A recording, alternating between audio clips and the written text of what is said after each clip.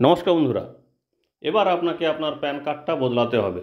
কারণ ভারত সরকারের নতুন নিয়মে পুরনো প্যান কার্ডগুলিকে বদলে নতুন প্যান কার্ড নিতে হবে, যেটা নতুন ফিচার্স থাকবে, নতুন নিয়মে থাকবে। অর্থাৎ এই নতুন যে প্যান কার্ডগুলো, সেখানে কিন্তু নতুন নতুন যে ফিচার্সগুলো দেওয়া হয়েছে, কিউআর কোড সহ আরও যে বিভিন্ন তথ্য দেওয়া হয়েছে সেগুলোই থাকবে।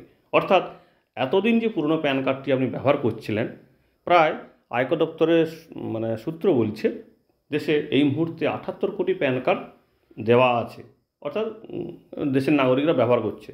তো সেই ৭৮ কোটি প্যান কার্ডের মধ্যে বেশিরভাগটাই পুরনো প্যান কার্ড। অর্থাৎ সেই যেটা আগে ছিল, একটা ফটো থাকবে, সিগনেচার থাকবে, আর কিছু তথ্য থাকবে। এই প্যান কার্ডগুলোকে বদলাতে হবে, অর্থাৎ বাতিল হয়ে গেল ওই পুরনো প্যান কার্ডগুলো।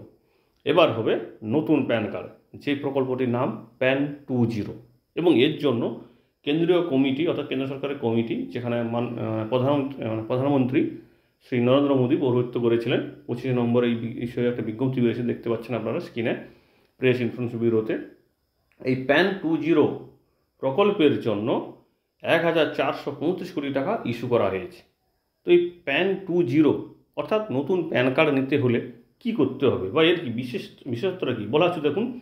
এই প্যান কার্ডগুলি খুব সহজে আপনাকে ডেলিভারি করে দেওয়া হবে এই প্রকল্পতে, এবং সেই সঙ্গে এখানে ডাটা সিকিওর হবে, এবং এখানটায় এই যে প্যান কার্ডটা নতুন দেওয়া হবে, এটা টোটালি ইকো ফ্রেন্ডলি হবে, এবং সিকিউরিটিকে সর্বোচ্চ পর্যায়ে নিয়ে যাওয়া হবে, যাতে কোনোভাবে গ্রাহকের, অর্থাৎ ভারতের যে সমস্ত নাগরিক আছে বা ট্যাক্স পেয়ার, তাদের কোনোভাবে কোনো তথ্য যেন বেহাত হয়নি।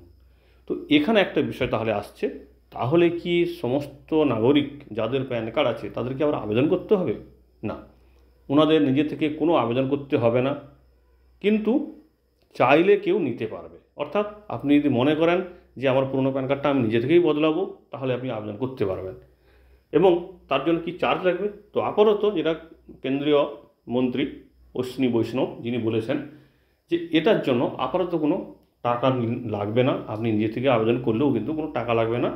সম্পূর্ণরূপে ভারত সরকার সিদ্ধান্ত নিয়েছে দেশের জনগণের সুরক্ষার স্বার্থে। অর্থাৎ আপনাকে আপনার প্যান কার্ডটা বদলাতে হবে, তার জন্য কিন্তু কোনো টাকা লাগবে না, বা এটা আপনাকে এখনই করতে হবে তা নয়।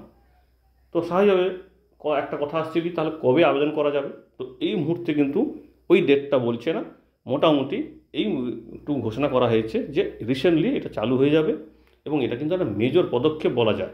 কারণ আপনারা জানেন প্যান কার্ডটা কিন্তু খুবই গুরুত্বপূর্ণ একটা ডকুমেন্টস। সে আপনি যদি ব্যাঙ্ক অ্যাকাউন্টে ওপেন করতে চান, 50,000 টাকার বেশি জমা করতে চান, সোনা কিনতে চান, যেখানেই যান না, মিউচুয়াল ফান্ড থেকে শেয়ার বা স্যালারি অ্যাকাউন্ট থেকে আরম্ভ সব জায়গাতেই কিন্তু এই প্যান কার্ড।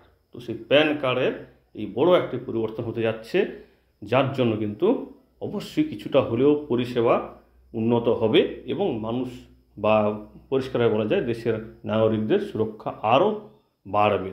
তো এই যে নতুন সিদ্ধান্ত, অর্থাৎ এই PAN 2.0, যেখানে গ্রাহক অর্থাৎ দেশের নাগরিকদের কোনো টাকা দিতে হবে না, কিন্তু স্বইচ্ছায় সে নিতেও পারবে নতুন প্যান কার্ডটি। তো এই প্রকল্পটিকে আপনি কীভাবে দেখছেন, বা নতুন সিদ্ধান্তটিকে যদি রূপায়িত করা যায় সঠিকভাবে, তো তাতে আদৌ কি লাভ হবে?